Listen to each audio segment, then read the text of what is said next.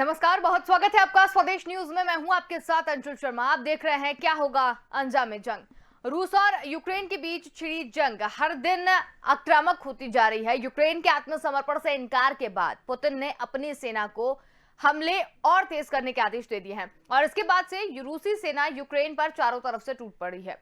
Ukraine के दूसरे सबसे बड़े शहर खार्किव में गैस पाइपलाइन को उड़ा दिया गया और एक तेल डिपो पर बैलिस्टिक मिसाइल से हमला हुआ। और इसी बीच अमेरिका का यह बड़ा बयान सामने आया है कि अमेरिकी राष्ट्रपति जो बाइडेन ने कहा कि रूस को रोकने के लिए दो ही विकल्प है। पहला ये कि रूस से सीधे तौर पर युद्ध लड़ा जाए और तीसरा विश्व युद्ध की शुरुआत की जाए, या फिर दूसरा विकल्प यह है कि सुनिश्चित किया जाए कि जो भी देश अंतर्राष्ट्रीय कानूनों का उल्लंघन करेगा उसे इसकी कीमत चुकानी पड़ेगी।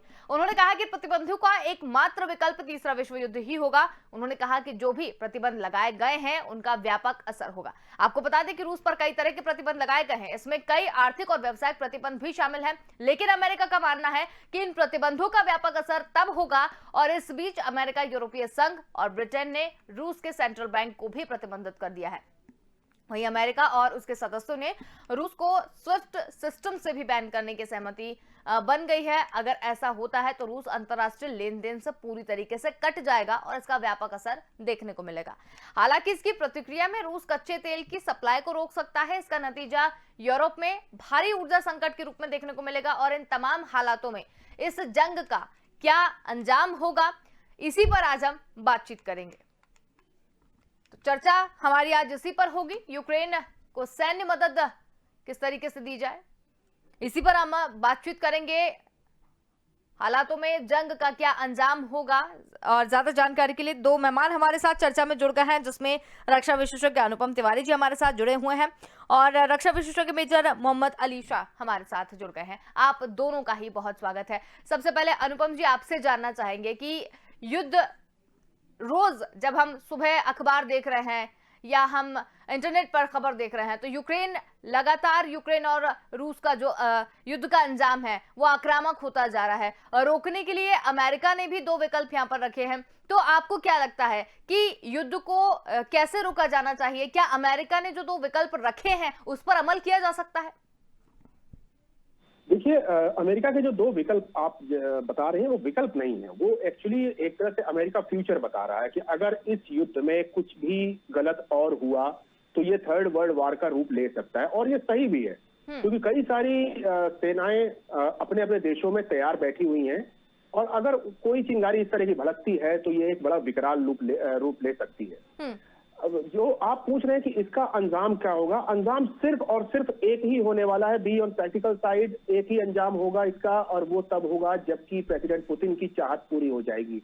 वो कीव के अंदर, यूक्रेन के अंदर सत्ता परिवर्तन देखना चाहते हैं। अभी मुझे लगता है कि वो पूरी तरह से इन्वेड करके, यानी उसको अपने अंडर में यूक्रेन को नहीं लेना पसंद करेंगे, क्योंकि इसके रिपरकशंस बहुत ज्यादा हो जाएंगे। तमाम इकोनॉमिक सैंक्शंस उनके ऊपर ऑलरेडी लगा दिए गए हैं और इनके आगे बढ़ने की संभावना है। इस वजह से वो फुल्ली उसको ऑक्युपाई भले ना करें, लेकिन अपनी पसंद की सत्ता वहां पर जरूर स्थापित कर देंगे। अब ये देखने वाली बात होगी कि अभी कितने दिन तक और लड़ाई चलती है, क्योंकि पुतिन के भी जो चाल हैं, जो चेहरे हैं, वो इस लड़ाई के लंबा खींचने पर बदल सकते हैं। और ऐसा मैं इसलिए कह रहा हूं क्योंकि अभी भी पुतिन जिस हिसाब से अपना आक्रामक रवैया अपना रहे थे, उससे उनको लग रहा था कि 24 से 48 घंटे में यूक्रेन ढेर हो जाएगा और घुटनों पे आ जाएगा। लेकिन आज 4 दिन हो गए लड़ाई को और आज तक किसी तरह से सरेंडर की बात यूक्रेन की तरफ से नहीं आई है। पुतिन बार बार यही चाह रहे हैं कि यूक्रेन पॉलिटिकल सरेंडर कर दे और वो अपनी मनपसंद किसी मनमाफिक आदमी को, प्रो रशियन इंसान को वहां पर सत्ता में बैठा दे और एक बार चीजें फिर से नॉर्मलाइज हो जाएं। लेकिन अभी जिस तरह से रिस्ट्रेंट दिखा रहा है यूक्रेन, जिस तरह वहां पर स्ट्रीट फाइट चल रही है, जिस तरह से बार बार बैकअप सेनाओं को भेजने की आवश्यकता पड़ रही रूस को, उसको देखते हुए लग रहा है कि अभी कम से कम 3 से 4 दिन लड़ाई और चलेगी। और जब तक यूक्रेन फोर्सेस अपने दम पर लड़ती रहेंगी तब तक लड़ाई का कोई अंत नहीं होने वाला है। यहाँ पर जो विकल्प नेटो प्रोवाइड करा रहा है वो कोई अच्छे विकल्प नहीं है, क्योंकि वो डायरेक्ट सहायता नहीं दे पा रहा है। केवल आर्थिक सहायता या कुछ साजो सामान भेज देने से कोई बात नहीं बनने वाली, क्योंकि आप कितने भी वेपनरीज, कितने भी हथियार आप यूक्रेन को दे दीजिए, लेकिन जब उन ट्रेनिंग नहीं करवाई जाएगी, जब उनको चलाने वाले हाथ नहीं होंगे, तो उन वेपन्स को केवल देखा जा सकता है, इस्तेमाल नहीं किया जा सकता है। इसके अलावा इस समय जो उनको आर्थिक मदद देने की बात करी जा रही है, उसकी भी फिलहाल आवश्यकता नहीं है, क्योंकि वहां पर लड़ाई छिड़ चुकी है। लड़ाई लड़नी है, लड़ाई लड़ने वाले हाथ चाहिए, फूट सोल्जर्स चाहिए उनको लड़ाई लड़ने के लिए। इसलिए यूक्रेन काफी चारों तरफ से घिरा हुआ है और पुतिन भी अब घिरते जा रहे हैं। जितनी लड़ाई लंबी चलेगी पुतिन भी घिरते जाएंगे, क्योंकि इसकी कॉस्ट रशिया को भी बियर करनी पड़ेगी। कोई भी लड़ाई अपने साथ बहुत सारे इकोनॉमिक रिपरकशंस लेके आती है, उनको भी रशिया को झेलना पड़ेगा। जो तमाम प्रतिबंध उनके ऊपर लगेंगे उसको भी उनको बर्दाश्त करना पड़ेगा। और वैश्विक राजनीति में जिस तरह से चीजें घटित हो रही हैं, मुझे लगता है कि एक शीत युद्ध जैसी एक लंबी लड़ाई यहाँ पर चलने वाली है। बिल्कुल, मेजर अली शाह भी हमारे साथ जुड़े हुए हैं। मेजर साहब, आपसे जानना चाहेंगे, रूस और यूक्रेन के बीच जो जंग छिड़ी हुई है, लगातार आक्रामक होती जा रही है, कई तरह के प्रतिबंध भी रूस के ऊपर लगा दिए गए हैं, तो क्या इन प्रतिबंध यहाँ पर लगा दिए गए हैं, उसके बाद रूस जो है वो थम जाएगा, ऐसा कयास लगाया जाए? बिल्कुल भी नहीं। रूस की ये सोची समझी बड़ी प्लानिंग के मुताबिक बड़ी स्ट्रेटेजिकली प्लान मूव थी ये, और उनको मालूम था कि उनके ऊपर प्रतिबंध लगाए जाएंगे। उनको ये भी मालूम था कि यूक्रेन नेटो का मेंबर नहीं है, तो जाहिर सी बात है अगर लीगली, अगर ऑफिशियली देखा जाए तो नेटो के ट्रूप्स इसको बचाने के लिए नहीं आ सकते।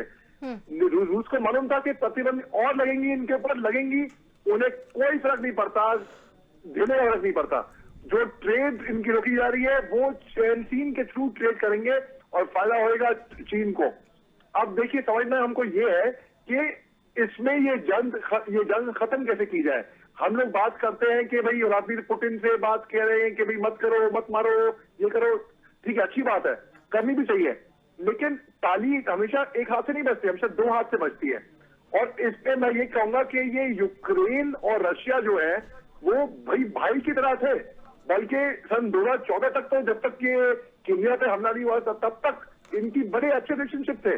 और कई मर्तबा तो ऐसा भी हुआ है कि रशिया ने बोला है कि तो हम एक ही है हम, क्योंकि भाषा भी एक जैसा, दिखने में एक जैसे, एथनिसिटी एक जैसी है, पहनावा एक जैसा है, और खास तौर से ईस्टर्न यूक्रेन साइड का तो बिल्कुल रशिया से बिल्कुल मिलता जुलता है, और कई लोग यहाँ के रशिया को सपोर्ट भी करते हैं।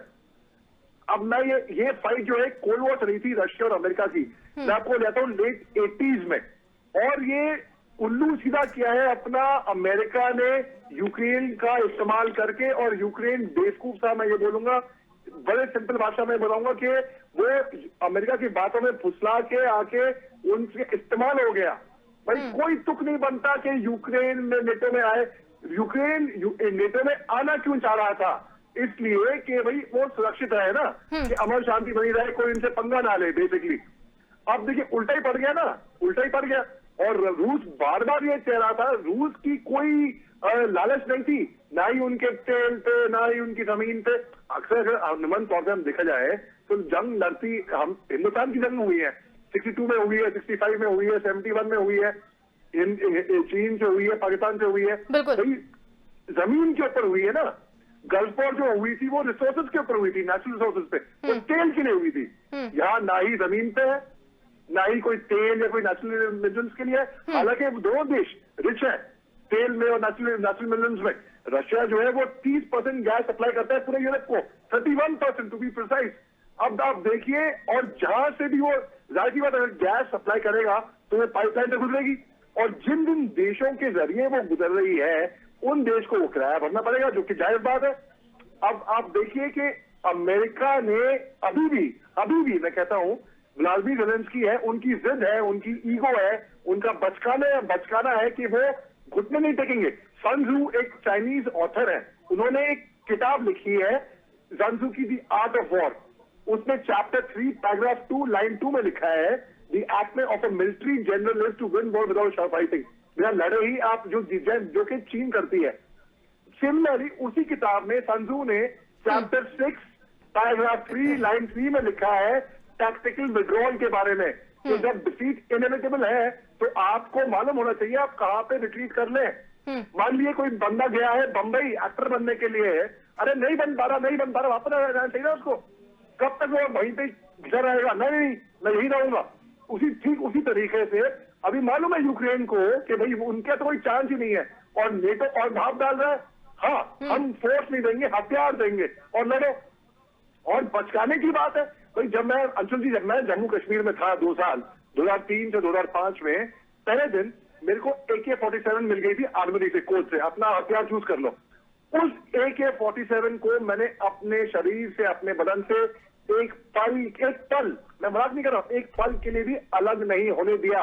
मैं अगर नहाता भी था तो मेरे हाथ में वो रहती थी AK-47, मैं सोता था तो मेरे साथ रहती थी AK-47। तब जाके वो मेरे शरीर का अंग बना, और तब जाके मेरे को यकीन आने लगे अपनी ट्रेनिंग के बाद, इतने भरोसे से कि भाई वो मैं हथियार संभाल पाऊंगा। अभी यूक्रेन कह रहा है जो भी सिविलियंस लड़ने को तैयार है हम उनको बंदूकें देंगे, आर्म देंगे, सामने आओ। भाई कोई खिलौने है क्या? कोई खिलौने है कि भाई आपको दे देंगे? भाई ट्रेनिंग होती है बाकायदा, बिल्कुल। एक कंफर्ट लेवल होता है। ऐसा नहीं है कि आपने हथियार पकड़ लिया और पिक्चरों में दिखाते हैं वीडियो करके रजनीकांत जा रहा है या। लेकिन मेजर साहब, जिस तरीके से ना यूक्रेन पीछे हट रहा है, ना रूस पीछे हट रहा है, अब इस में क्या हो रहा है कि जब लड़ाई दोनों तरफ से हो रही है, भले हम प्रतिबंध लगा दें, कुछ भी कर दें, पूरा विश्व चाहता है कि युद्ध ना हो, तृतीय विश्व युद्ध ना हो, लेकिन जब दोनों ही नहीं मान रहे हैं तो फिर हम तृतीय विश्व युद्ध की तरफ तो बढ़ रहे हैं। नहीं, विश्व युद्ध तो खैर नहीं होएगा। मैं आपको बताता हूँ क्यों नहीं होएगा। क्योंकि देखिए अभी भी अगर नेटो का भी इन्वॉल्वमेंट होता है तो नेटो तो फोर्स नहीं भेज रही, अपने सिपाही नहीं भेज रही, अपने आर्मी नहीं भेज रही, वहां पे हथियार, बारूद, गोलाबारी, एम्युनिशन, फायर पावर सपोर्ट दे देगी, ठीक है। और अगर पूरी 30 कंट्रियां जो नेटो की है, तो देखिए नेटो का जो आर्टिकल 5 है वो कहता है अगर किसी एक देश पे भी हमला हुआ जो नेटो का मेंबर है, तो सारी नेटो की देश उसकी यूनाइट होके उसके खिलाफ एक्शन लेंगी, या तो सैंक्शन लगा दे, प्रतिबंध लगा दे, या तो उन पे एक आर्म हमला कर दे। वो उनके ऊपर डिपेंड है, जो भी हमला वो उचित समझे वो एक्शन लेंगे। तो इसमें फोर्सेस इन्वॉल्व नहीं है, तो विश्व युद्ध की तरफ नहीं जाए। अगर नेटो का इन्वॉल्वमेंट होता विद फोर्स तो जी हाँ, तो मैं कह सकता हूँ कि ये गहरी तरह से यूरोप युद्ध तो तय था। यूरोप युद्ध तो तय था क्योंकि 30 कंट्रियां ऑलरेडी इन्वॉल्व हो गई यहाँ पे बैठे बैठाए। अब ये तो ऐसे फोर्स नहीं है तो ये विश्व युद्ध की तरफ तो नहीं जाएगा। ये वो अलग बात है कि अगर चीन सोचे कि अपना दिमाग लगाए, बोले भाई ये सही मौका है, मार दूं चौका, और वो जाके ताइवान पे हमला बोल दे, और यहाँ पे खुदा ना खास्ता भगवान ना करे हिंदुस्तान यहाँ पे बैठा हुआ है। लेकिन 2017 में हमारे जो CDS थे जब विपिन रावत साहब, उन्होंने क्लियरली ये बात कही थी कि हिंदुस्तान एक 2.5 फ्रंट वॉर के लिए पूरी तरीके से तैयार है, सक्षम है। यानी कि एक तरफ चाइना, एक तरफ पाकिस्तान, और अंदर का उग्रवाद, 2.5 फ्रंट। वो अलग बात है कि अगर यहाँ पे तहस-नहस मची और अगर नेटो की फोर्सेस ऑन ग्राउंड में उतरी, तब जी हाँ इसमें विश्व युद्ध की आशंका जताई जा सकती है इसके अंदर। और यहाँ पे विश्व युद्ध नहीं होगा यहाँ पे। अच्छा, अब दूसरी बात, व्लादिमीर ज़ेलेंस्की जो है वो अपनी जिद पे अड़े हुए हैं कि नहीं मैं हार नहीं मानूंगा। भाई आपको मैं एक छोटा सा एक और एनालिसिस देता हूँ मैं, अंशुल जी, 1 मिनट में खत्म करूंगा। देखिए हमने 62 में चीन के साथ जंग लड़ी थी हमने, और हमने बैटल ऑफ रजांगला भी लड़ा था। हमने बैटल ऑफ रजांगला में हमारी कुमाऊं बटालियन की एक कंपनी थी, 120 फौजी थे, जाबाज फौजी, मेजर शैतान सिंह भाटी, परमवीर चक्र उनके अंडर कमांड, और चीन के 3000 फौजी आ रहे थे रजांगला की तरफ से। लेकिन मेजर शैतान सिंह भाटी और उनकी कंपनी ने निर्णय लिया, फैसला लिया कि वो 1 इंच भी पीछे नहीं हटेंगे और वो डट के मुकाबला करेंगे चीनों का। और उन्होंने डट के मुकाबला किया और अपनी वहां पे शहादत प्राप्त भी करी। और मिनिस्ट्री ऑफ डिफेंस यकीन नहीं मान रही थी कि ऐसा भी हो सकता है कि 120 फौजी 3000 चीनों का ऐसा उनको ऐसी मार मारा है। तो वहां पे एक टीम भेजी गई, और जब टीम भेजी गई तो देखा पाया गया कि जितने भी हमारे फौजी थे उनकी जो ट्रिगर गार्ड के अंदर उंगली हथियार में, तब वैसे वो अपने आपके साथ भरी थी। अपने जो नर्सिंग असिस्टेंट थे उनके हाथ में सीरीज और बैंडेज, ये थी बहादुरी, क्योंकि वो अपने लिए जिम्मेदार थे ना। अरे बहादुरी और बेवकूफी में बहुत फर्क है। व्लादिमीर ज़ेलेंस्की जो कर रहे हैं ये बहादुरी नहीं है, ये तो जाएंगे साथ में जो देशवासी हैं, इनके इनोसेंट मासूम लोग हैं, उनकी जाने जाएंगी, उनके देशवासी। उसके अलावा हिंदुस्तान के इतने स्टूडेंट्स हैं वहां पे, 20,000 से अभी 18,000 बचे हैं वहां पे, और उनके अलावा और फॉरेन कंट्रीज हैं। सब लोग क्या कर रहे हैं, दौड़ रहे हैं वेस्टर्न बॉर्डर की तरफ से, पोलैंड, रोमानिया, वहां से, कि भाई कम से कम अब ये कॉमन सेंस की बात है, सोचना चाहिए जो लोग वहां पे अटके हुए हैं, अगर वो वेस्टर्न बॉर्डर पहुंचते भी हैं तो पूरा यूक्रेन वहां पे पहुंचा हुआ है ना। ट्रैफिक जाम लंबे किलोमीटर के होंगे। बिल्कुल जी। बिल्कुल। अनुपम तिवारी जी, सवाल मेरा आपसे भी यही है कि ना तो रूस मान रहा है, ना यूक्रेन मान रहा है, बल्कि यूक्रेन एक तरीके से अलग थलग भी पड़ गया है। फ्रांस, नीदरलैंड उन्हें उपकरण दे रहे हैं, उन्हें लड़ने के लिए साजो सामान वहां पर दे रहे हैं, लेकिन उसके बाद में भी यूक्रेन, वाकई में सवाल एक ये है, कॉमन सेंस वाली बात है कि यूक्रेन को पता है कि वो रूस से नहीं जीत सकता है या घुटने टेक देगा, उसके बाद में भी वो लड़े जा रहे हैं, तो कितना नुकसान होने की संभावना है? देखिए, मैं मेजर साहब की बात से काफी हद तक सहमत हूँ कि ये कोई बहादुरी नहीं कर रहे हैं। बिल्कुल। प्रेसिडेंट लेवेंस्की का जो उनका रुख है, वो अपने देश को और ज्यादा बर्बादी की तरफ ले जा रहे हैं। आप देखिए, आपको बहुत प्रैक्टिकल एस्पेक्ट देखने पड़ेंगे। जिस तरह से कीव, खार्किव और तमाम शहरों पर रूसी सेना ने कब्जा कर लिया है या करने वाली है, उससे आप स्ट्रीट फाइट देकर कितना मुकाबला कर सकते हैं? आपके पास विदेशों से जो मदद आ भी रही है, जैसे मैंने पहले ही कहा था, उन हथियारों को आपके चलाने के लिए आपके पास आदमी होने चाहिए, सेना होनी चाहिए। बिल्कुल। नेटो आपको लड़ने के लिए फौज नहीं भेज रहा है, तो आप अपनी सीमित फौज के साथ आप कितना लड़ाई लड़ सकते हैं? और प्रेसिडेंट व्लादिमीर लेवेंस्की का एक और प्रॉब्लम है, वो अब आम नागरिकों को आगे कर रहे हैं, उनको ढाल बनाने की कोशिश कर रहे हैं, उनको सिविलियंस को आह्वान कर रहे हैं कि आप आइए, हथियार लीजिए और लड़िए। अपने आप को वो बैटल फ्रंट पर दिखा करके एक तरह की पोस्टरिंग कर रहे हैं कि हमारा पूरा देश आज इस लड़ाई लड़ेगा। ऐसे वार नहीं लड़े जाते हैं। ये सब चीजें कहने सुनने में और फिल्मों में ही अच्छी लगती हैं। हकीकत में वार लड़ने के लिए स्पेशलाइज्ड लोग होते हैं, हाई ट्रेन्ड कमांडोज होते हैं। आप रशिया को देखिए, उनकी जो भी बैकअप भी आ रही है, वो भी बहुत हाई एलीट कमांडोज हैं, जो कि पहले रेकी दल आता है किसी शहर के ऊपर, वो रेकी करता है, सब कुछ देखता है, उसके बाद उनके मेन कमांडोज आते हैं, आर्मर्ड आता है, उनकी बैटल वेपन्स आते हैं। तो इस तरह से लड़ाइयां लड़ी जाती हैं। हर चीज के लिए स्पेसिफाइड लोग होने चाहिए, वेपन्स होने चाहिए। यूक्रेन के पास कुछ भी नहीं है, और अब वो जो पोस्टरिंग कर रहे हैं, एक तरह की सिंपैथी जनरेट करने की कोशिश कर रहे हैं, वो एक पॉलिटिकल टूल तो हो सकता है, लेकिन जंग के मैदान में इसका कोई मतलब नहीं रह जाता है। अब प्रेसिडेंट जेलेंस्की को ये करना चाहिए कि वो किसी तरह से बातचीत की टेबल पर लाने की कोशिश करें। वो जिस तरह से भारत के से गुहार लगा रहे हैं, नेटो से गुहार लगा रहे हैं, पोलैंड से, बेलारूस से और तमाम देशों से वो गुहार लगा रहे हैं, वो गुहार उनको पहले लगानी चाहिए थी, हकीकत यह है। लेकिन अब समय बहुत बदल गया है। रूस की जो चिंता थी, उसकी चिंता उसकी सिक्योरिटी कंसर्न थे। वो नहीं चाहता था कि आप उसके विरोधियों के खेमे में जाएं। देखिए अंशुल, नेटो का जो गठन हुआ था, वो गठन ही रूस के विरोध में हुआ था। इस चीज को समझना चाहिए। और एंटी रूस ये जो ऑर्गेनाइजेशन है, ये हमेशा रूस को एक थ्रेट की तरह लगता था, और प्रेसिडेंट पुतिन इस चीज से बहुत आशंकित थे। उनको नहीं चाहिए था कि उनके बगल में, पड़ोस में कुछ 100 किलोमीटर दूर नेटो की फोर्सेस आके बैठ जाएं। इसके लिए उन्होंने बार बार चेताया था यूक्रेन को। लेकिन यूक्रेन के जो प्रेसिडेंट हैं, उनकी पता नहीं उनके सलाहकार कैसे हैं या उनकी खुद की दिमागी सोच क्या थी, ये नहीं कह सकते। लेकिन हकीकत ये है कि उन्होंने बहुत ज्यादा विनाश कर दिया है। इस जंग का अंत अब कैसे होगा, ये तो एक दो दिन में पता चल जाएगा, लेकिन उस अंत तक पहुंचते पहुंचते कितना विनाश हो चुका होगा इस क्षेत्र का, उसके आम लोगों का और दुनिया भर से गए दूसरे लोगों का भी। हमारे देश के कितने सारे बच्चे वहां पर फंसे हुए हैं, उनको लेकर के हमको वहां से कितने संसाधन जुटाने पड़ रहे हैं, उनको दूसरे रास्तों से लाना पड़ रहा है। हमारे यहाँ पे लोग चिंतित बैठे हैं कि भाई वहां पर इतनी समस्याएं क्यों हो रही हैं। तो इसके गुनहगार जितने पुतिन हैं, उतने जेलेंस्की भी हैं, और इन दोनों के गुनाहों की वजह से आज पूरा सिचुएशन जो है आउट ऑफ कंटेक्स्ट जा रहा है, आउट ऑफ कंट्रोल होता जा रहा है। अनुपम जी, एक सवाल ये है, थोड़ा सा लीक से हटकर तो है, लेकिन रूस और यूक्रेन की लड़ाई हो रही है, सारे देश और पूरा विश्व ये चाह रहा है कि ये लड़ाई ना हो, तृतीय विश्व की तरफ हम ना बढ़े, लेकिन इस पूरे विश्व में एक ऐसी कंट्री भी है जो मौका परस्त है।